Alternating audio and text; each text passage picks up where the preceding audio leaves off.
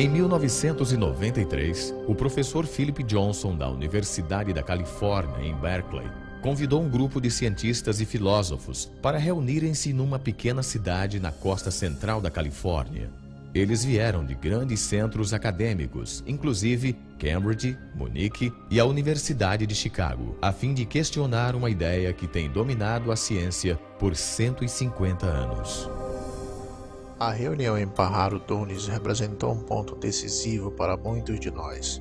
Todos nós tínhamos perguntas sobre a teoria da evolução, mas quando nós nos reunimos, cada um trouxe algo de sua própria área, e de repente tivemos um vislumbre de um novo modo de olhar para a vida. Diria que este foi um período intenso na minha vida, quando percebi que existia algo muito mais intelectualmente satisfatório que o ponto de vista que tivera antes.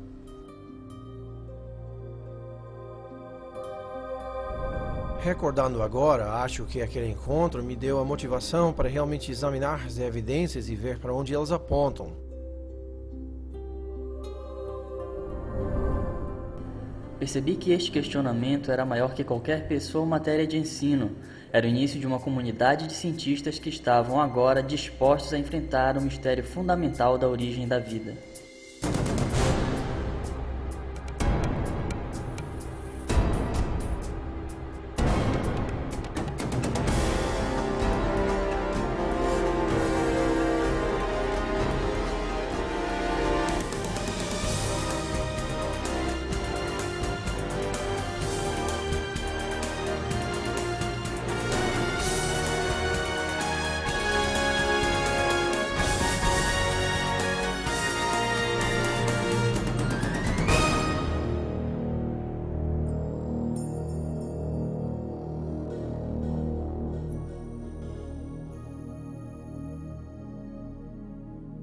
Este é o tópico mais interessante que existe.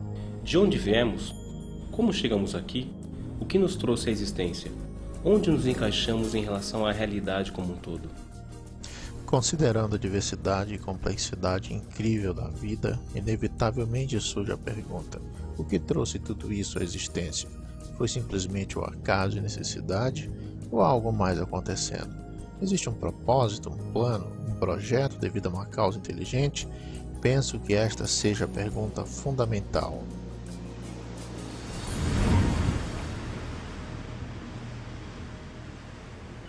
Os cientistas que vieram até Pajaro Dunes buscaram reexaminar o mistério da origem de vida, porque cada um tinha dúvidas significativas sobre ideias evolucionistas amplamente defendidas. Entre eles, o bioquímico Michael Behe questionava como os processos naturais podiam ter reunido as estruturas complexas encontradas nas células vivas. Dean Kenyon era um biólogo evolucionista que não pensa mais que somente a química pode ser responsável pela origem da vida na Terra. Stephen Meyer, Paul Nelson e William Dembski buscavam uma nova abordagem que pudesse explicar a origem das informações genéticas codificadas em organismos vivos.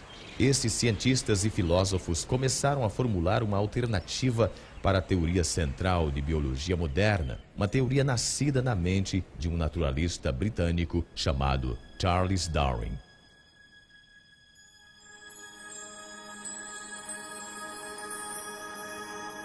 Em 1831, Darwin, com 22 anos de idade, embarcou expedição de pesquisa de 5 anos ao redor do mundo. Ele partiu da Inglaterra viajando no navio HMS Beagle, passando pelo ponto mais ao sul da América do Sul, e daí para o norte na direção de uma cadeia de ilhas vulcânicas do Oceano Pacífico chamada Galápagos.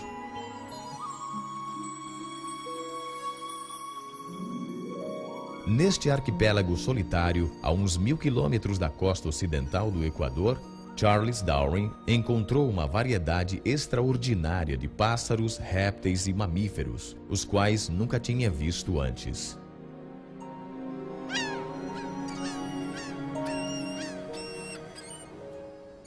Durante mais de um mês, Darwin estudou a vida vegetal e animal, fez anotações extensivas e colecionou amostras. Depois foi embora para nunca mais voltar. Então, 25 anos se passaram enquanto ele desenvolvia sua teoria.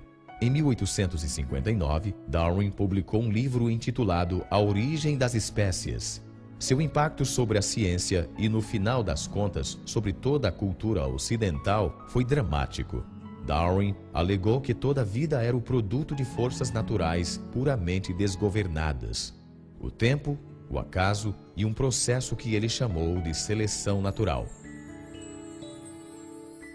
Antes de Darwin, a maioria dos cientistas e filósofos, tais como Platão, Newton e Kepler, consideravam o mundo como produto de algum projeto ou plano. Mas uma mudança fundamental ocorreu com a ideia de Darwin sobre a seleção natural, a qual desencadeou uma profunda mudança na filosofia científica.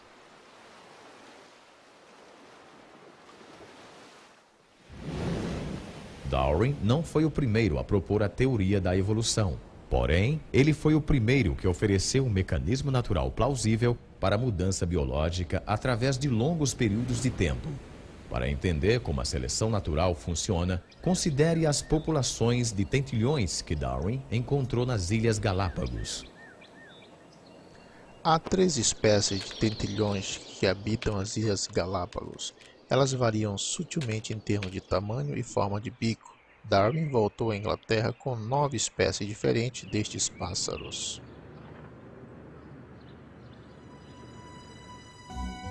Conforme a teoria contemporânea do darwinismo, as diferenças no tamanho e na forma do bico dos pássaros são os resultados diretos da seleção natural. Um exemplo frequentemente citado tem a ver com as espécies de tentilhões que comem sementes.